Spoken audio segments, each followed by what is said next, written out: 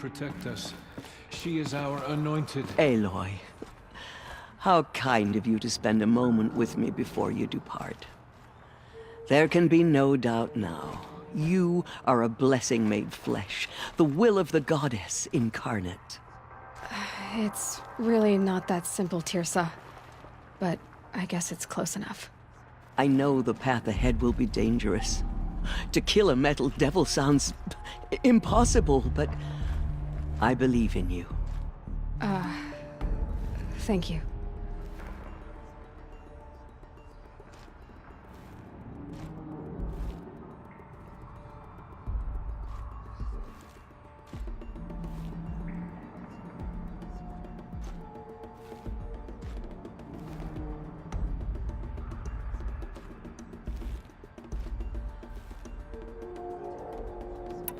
The Nora have suffered terrible losses, Tirsa. What's to become of them now? That will be for the goddess to decide. Only she knows the future. For the moment, my sister matriarchs and I will see to the wounded. And as I promised, anyone who wishes to join you at Meridian, we will declare seekers. I think for the time being, we should remain here in the mountain, close to the goddess. That might be best. If nothing else, it's a defensible position. Tirsa, I want to know Rost's story. Why he was made an outcast. He never told me, said he took an oath of silence. What did he do? Oh. Yes, that. What crime did he commit? I will tell you if you wish. But it is a long story. Are you sure you want to hear it now? Of course I want to hear it. Tell me. Rost never committed any crime. He was an outcast by choice. What? What do you mean? Many years ago, before the derangement, before the Red Raids, a band of murderous outlanders, 12 in number, struck without warning. At Mother's Vigil, they took hostages, and then pressed on, headed for Devil's Thirst. Mother's Vigil? Where's that? You would know it as the Forsaken Village, near the Karja border. But at the time, many families lived there. Ross was one of them. His mate was killed fighting the Outlanders, and his daughter was among those taken hostage. His daughter? What was her name? Alana.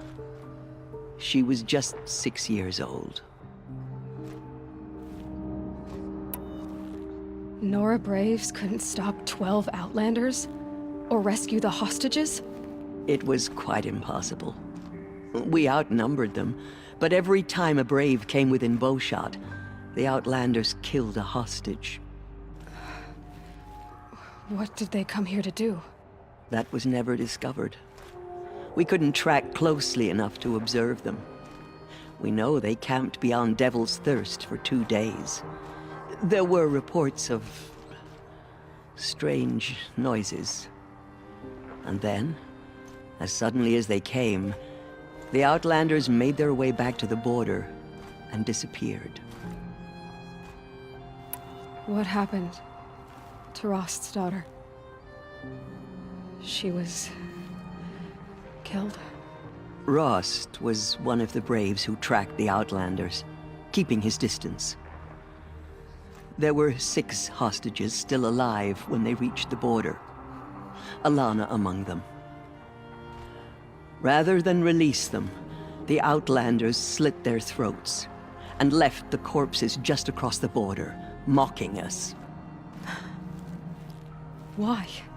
Cruelty. They knew the faithful Nora would not leave the sacred land to collect the bodies, let alone pursue them. They thought themselves safe from our vengeance. Are you saying that Rost went after them? That he became an exile? No. Rost was beside himself with grief, but even so, he would never have broken taboo. Then what did he do? He called upon the most terrible and secret rite of the Nora tribe. He begged to be made a Death Seeker. A Death Seeker? What is that? One who dies to go seeking, and in seeking, brings death to others. The ritual drags the spirit from one's body, releasing it to All Mother's care. The heart beats, the mind thinks, but the spirit has moved on. I don't understand. Rost went after the Outlanders, but his spirit never left. It remained here with All Mother. He gathered the bodies of the slain and returned them. And then he set out in pursuit, not as an exile, but a weapon of vengeance. A barbed arrow shot from a bow, never to return. But Rost did return. Yes. A full year later, and terribly wounded. He collapsed at the border of the sacred land. A hunting party came upon him. He was delirious, in agony.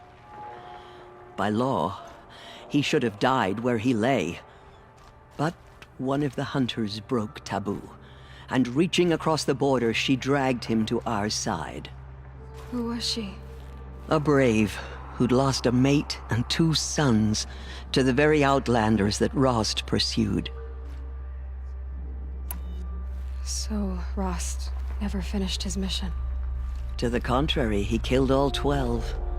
Tracked them to disparate places the world over, he said. Meridian, Ban-Ur, the Claim, Utaruland, further even, into the Forbidden West. The last he killed nearly got the best of him. Wounded, he stumbled and crawled back to us, hoping to die as close to the sacred land as he could. He never expected nor asked to be dragged across the border and nursed back to health. That was done to him, leaving us, the matriarchs, in a difficult position. Why couldn't you just welcome him back? Rost had been made a Death Seeker, Aloy. He no longer had any place among the tribe. By law, he should have been driven back out. But we couldn't bring ourselves to do that, so we offered a compromise. You made him an outcast. Yes. We offered to do so on the condition he never speak to anyone of this exception. After all he did, all he suffered, to be declared an outcast was his reward. Rost was overjoyed.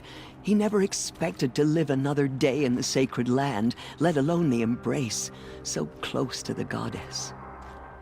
He resolved to spend the rest of his days in solitude, and was happy to do so. But then you found me, and gave me to him. Yes. Another compromise. The matriarchs feared you, and would not let you be raised by the tribe. And so we turned to Rost. I knew that he would take care of you, bring you up, teach you to worship All Mother and respect the ways of the tribe. He certainly tried anyway. You took a man who'd lost his daughter and made him raise an infant girl? Doesn't that strike you as callous? I'm inclined to think the course of events has shown the wisdom of our choice. And I'm quite certain that from the moment he laid eyes on you, he saw you as a gift and never a burden. All right, Teersa, that's quite a story. Teersa, Oh, what crime? I will tell... It's time for me to move on. And for telling me Rost's story. I wish I could have done more. But I am just one woman. As am I.